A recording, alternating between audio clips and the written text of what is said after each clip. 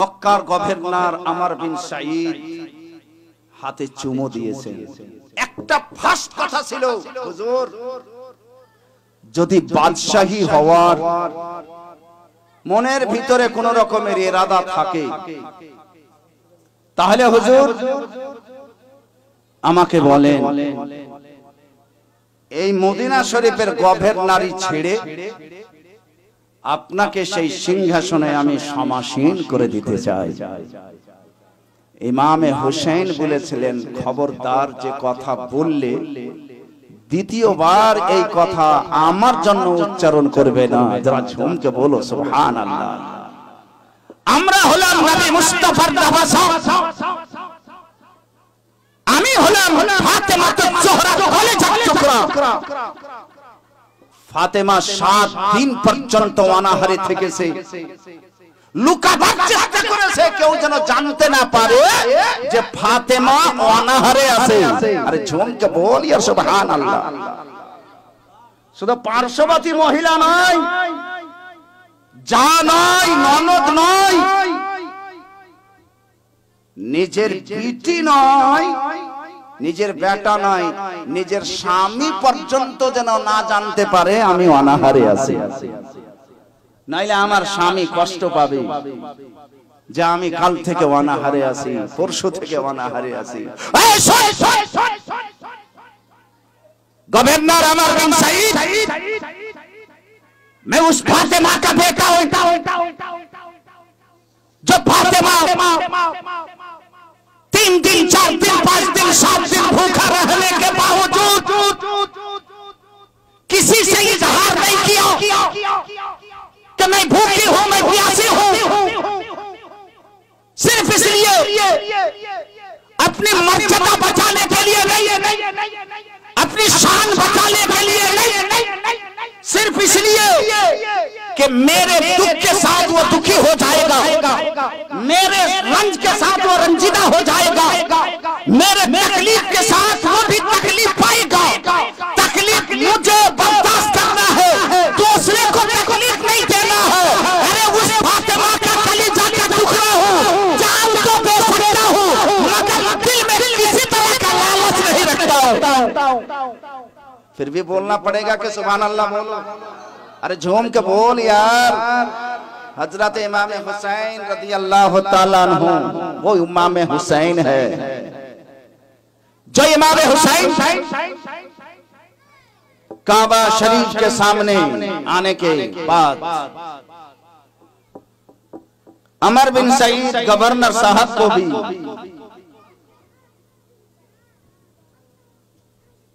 ये फरमाते हैं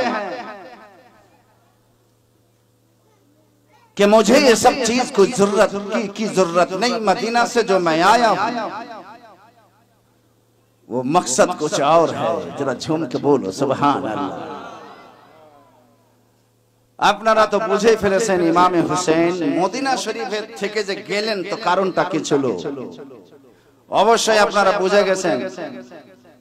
মক্কা শরীফ আসলেন, ইমামে হুসেনকে বলা হলো, হুজুর আপনি যখন গভর্নর হবেন না তাহলে আপনাকে মক্কা শরীফেই সারা জীবনটা কাটিয়ে দিতে হবে। এর জন্য যদি আপনি বলেন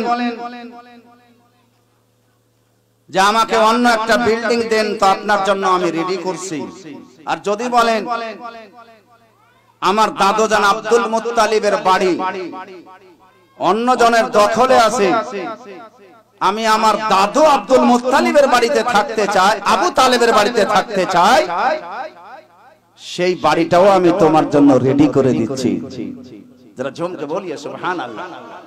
ইমামে হুসেনের পরদাদা আব্দুল মুত্তালিব, ইমাম হোসেনের বাবা হযরতে আলী, তার বাবা আবু তালিব, তার বাবা আব্দুল মুত্তালিব, তার বাবা হাশিম, তার বাবা আব্দে মানাফ, তার বাবা লুয়া, তার বাবা কুসাই, তার বাবা মুদির, তার বাবা মুগাইরা, তার বাবা ইলিয়াস, তার বাবা মুদির, তার বাবা মুদ্রিকা, আদনান পর্যন্ত বুখারী শরীফে বংশ পরিচয় দেওয়া আছে।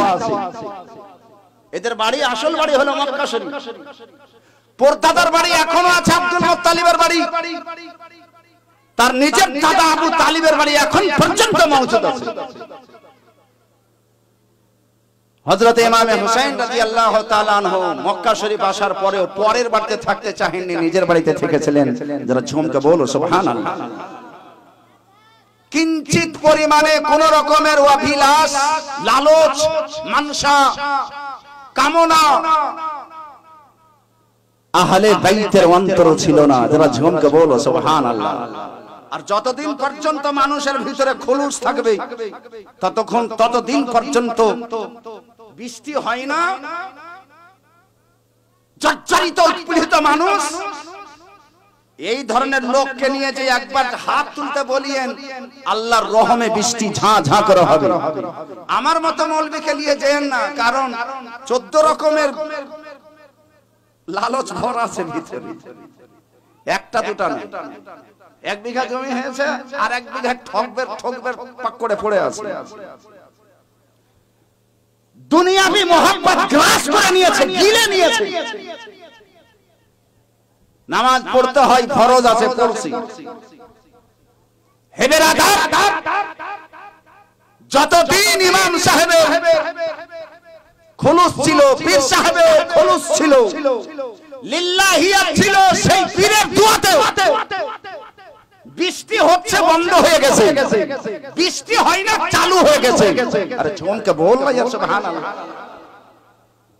কারণ তারা বেঁচে থেকেছে তো নিজের জন্য নয়, পরের জন্য বেঁচেছিলেন। আজকে এরা বেঁচে আছে তা আপনার জন্য নয়, নিজের জন্য বেঁচে আছে।